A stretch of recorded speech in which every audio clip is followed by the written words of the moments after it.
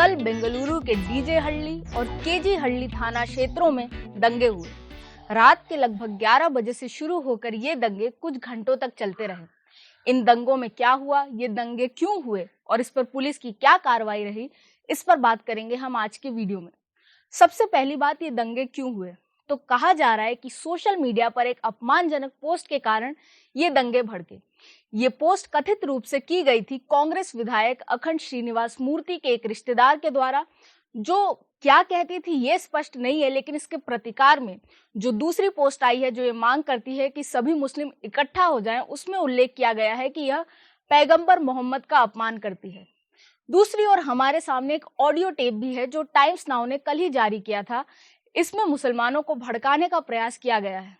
इसमें कहा जा रहा है कि इस स्वतंत्रता दिवस पर प्रधानमंत्री नरेंद्र मोदी को तिरंगा नहीं फहराने देना है और साथ ही जैसे सिख समुदाय के लोग खालिस्तान की मांग कर रहे हैं, वैसे ही भारत के मुसलमानों को भी अपने लिए एक अलग देश की मांग करनी चाहिए।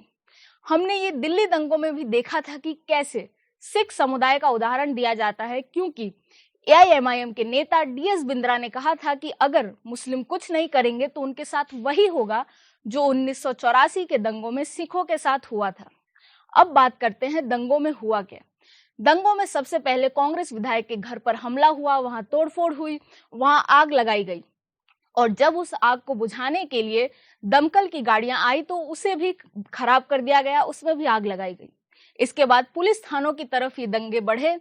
पुलिस थाने पर हमला किया गया, पुलिस क्वार्टर्स पर हमला किया गया, पुलिस की गाड़ियां जलाई गई।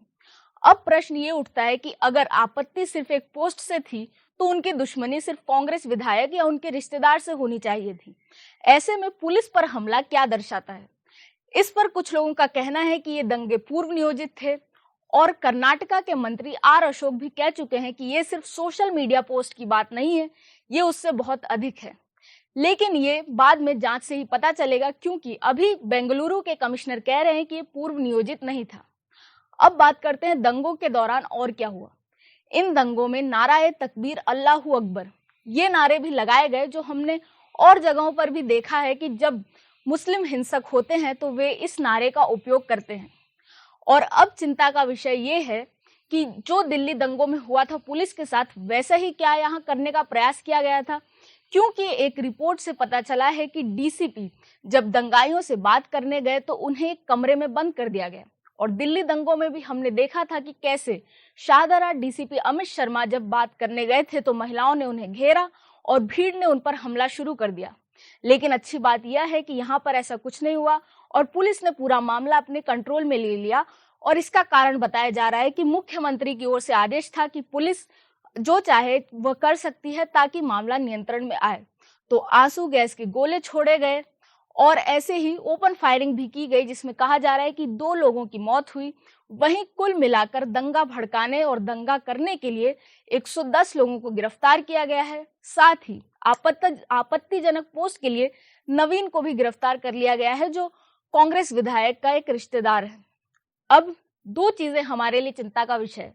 अगर ये पूर्व नियोजित थी तो ये चिंता का विषय है कि ये पूर्व नियोजन क्यों चल रहा है, इसका उद्देश्य क्या है, और इसी प्रकार के पूर्व नियोजन क्या देश के अलग क्षेत्रों में भी चल रहे होंगे, उन्हें कैसे संभाला जाएगा। और अगर ये दंगे अचानक हुए तो भी ये चिंता का विषय है, क्योंकि इतनी जल्दी इतने सारे लोग कैसे पेट्रोल बम, पत्थरों, चाकुओं इनके साथ तैयार हो गए। अगर ये सच में ऐसा है तो ये बहुत ही चिंता की बात है, क्योंकि किसी भी अवसर पर कोई भी इन्हें भड़काकर इस तरह दंगे भड़का सकता है। अब आगे की जांच में जो पता चलेगा हम आपको बताएंगे। तब तक के लिए आप जुड़े रहें स्वराज्य से।